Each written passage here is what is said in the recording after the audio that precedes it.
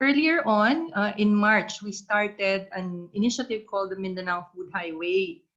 And this is on the invitation or the request of some of our Mindanao partners, specifically Minda and BARM, because they're seeing disruptions in the logistics, in the delivery of food uh, to areas where they are needed. And they also got feedback from the private sector regarding the disruptions. So the problem that's coming up is transitory food insecurity, which is a sudden decline in the ability to meet subsistence needs.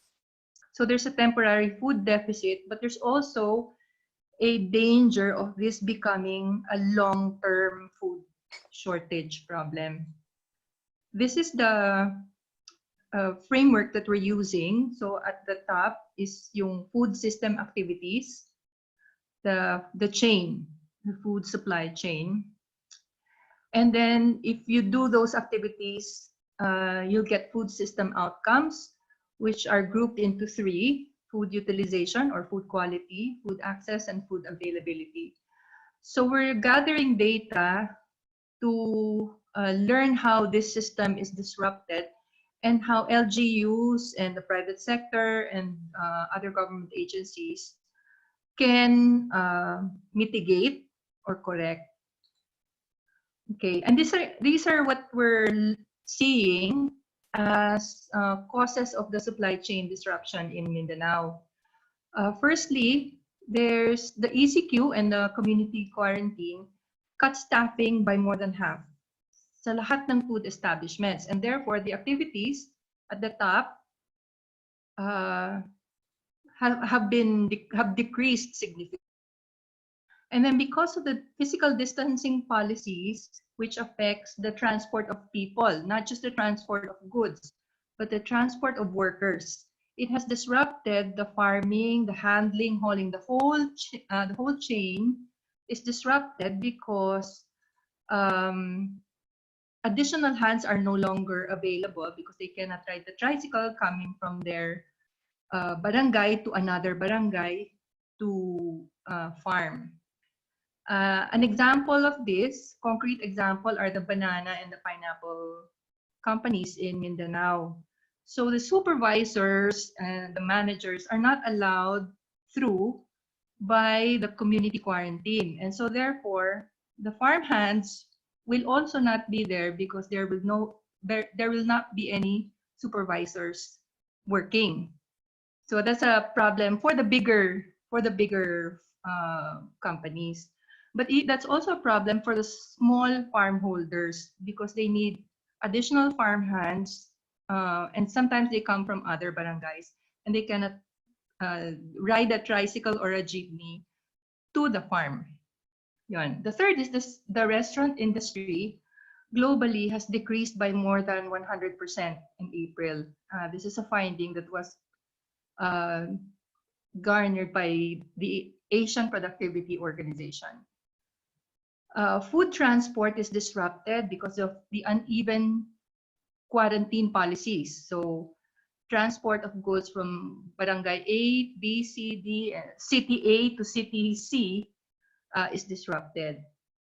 Also affecting food supply is our protectionist policies. Case in point was in Bukidnon and Davao del Norte, which initially they issued executive orders that prevented or banned rice from coming out of their provinces.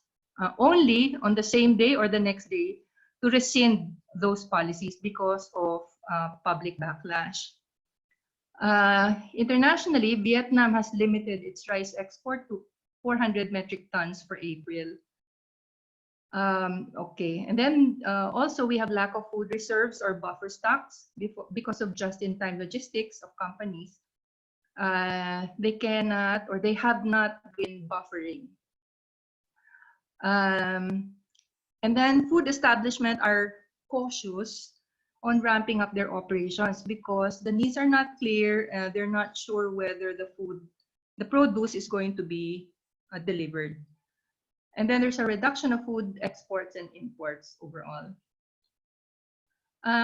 We gathered data. So there's two ways that we're gathering data. One is the scientific traditional way where we distribute survey forms and collect them back. There's also what we call listening stations or social listening, where we get early signs of trends from social media, newspaper articles, and others. And this is the early data that's coming out of our rice survey. First, farmers and wholesalers claim there's enough rice supply, but the retailers disagree. They're saying they don't have enough supply. They cannot get enough supply. Retailers claim that there's increased demand, there's an increased retail price, but farm gate palay still sells this for the same price. Farmers with regular suki did not report problems, but wish that their farm gate prices increased.